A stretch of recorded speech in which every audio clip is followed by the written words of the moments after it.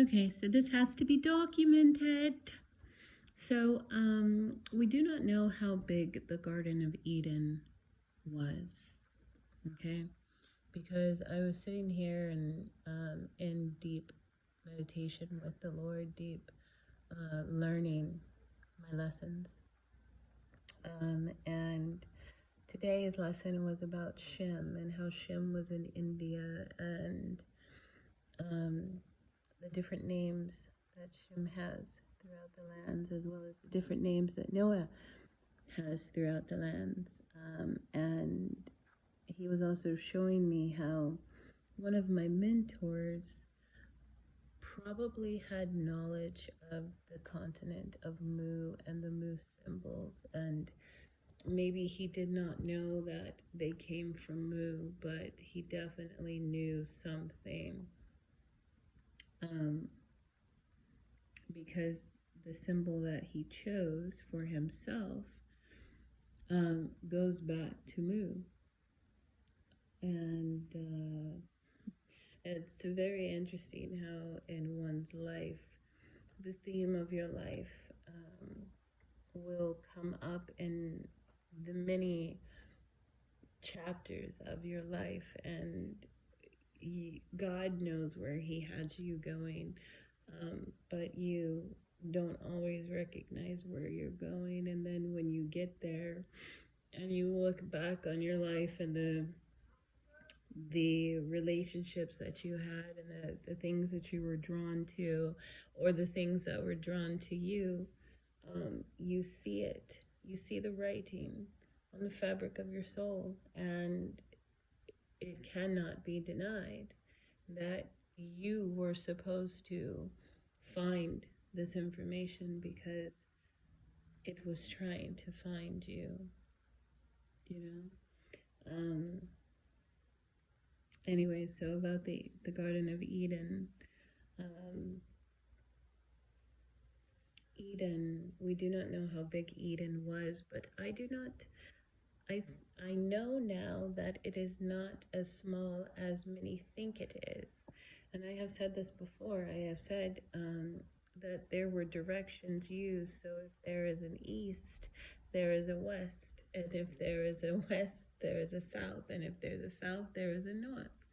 And so, so forth and so forth. So you don't really talk about a space that is small that way. You talk about a space that is large that way. And, I came across some interesting things about Adam being in India as well. And I was just thinking, like, God, how? And he hasn't given me a complete answer yet, but what he does say is things were different then. Things were different then. Things were different then. And, I keep saying to him, well, did he walk to India, God? From Eden? He walked to India, and he's just like, well, things were different then. Things were different then.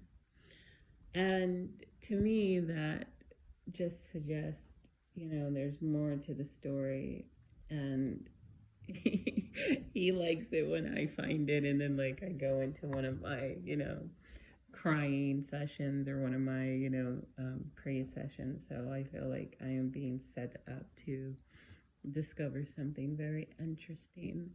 Like maybe Adam had a means of transportation.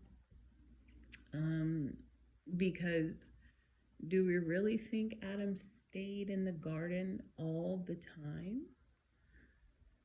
I don't know.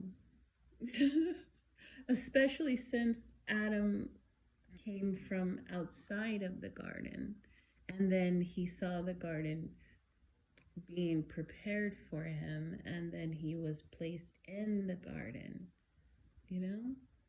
So it's just very interesting. And then we know that Eden definitely had big landmass to it. The Garden of Eden had big landmass to it because when they divide the land up, Shem, it's said that Shem got the Garden of Eden. And then it lists the other places that he got. And Noah was so happy that Shem got those. The writings of Shem, the writings of Shem. Many people would be shocked at where the writings of Shem actually are and which group actually claims them as their own. Birthright wise, they are correct, but spiritually, it has been tainted. However, but God, just keep living. Just keep living. But yeah, I hope you guys are having a great day and that you are having your minds blown by your relationship with God, and that you are on your assignments as well. But yeah, I just wanted to document that the Garden of Eden is bigger than many people realize. I think it's always been taught that it's just like this little garden, and that Adam was a gardener, and then his wife Eve was in there washing dishes and washing his. Oh wait, they didn't have any clothes until after the fall. Oh well, she probably was vacuuming the grass, or something like that, because women were created to serve man, not actually be co-heirs.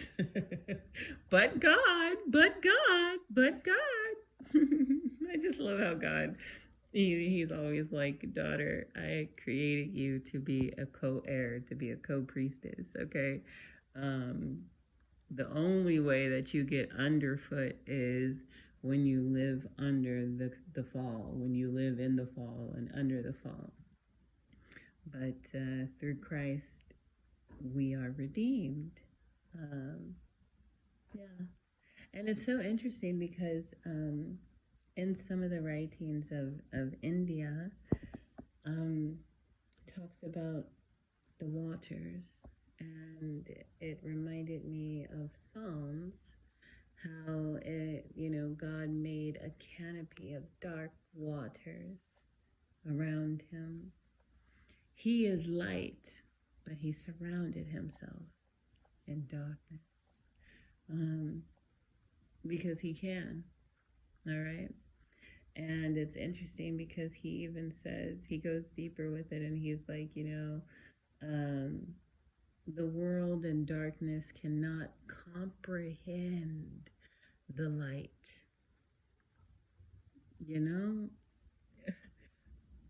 He's not saying you're stupid. He's just saying you have a comprehension problem. You can't comprehend it. The only way you can comprehend the light is if you have the light. And then you can comprehend the darkness because you got the light. Right? Yeah. Anything else, Dad? No, that's it? Okay. All right. Well, we wish you guys to have a wonderful, wonderful night. And go with God. Go in peace. And if you don't know God, you can get to know him. And you can have the peace that surpasses all understanding. All understanding. Stay safe out there, guys. Later.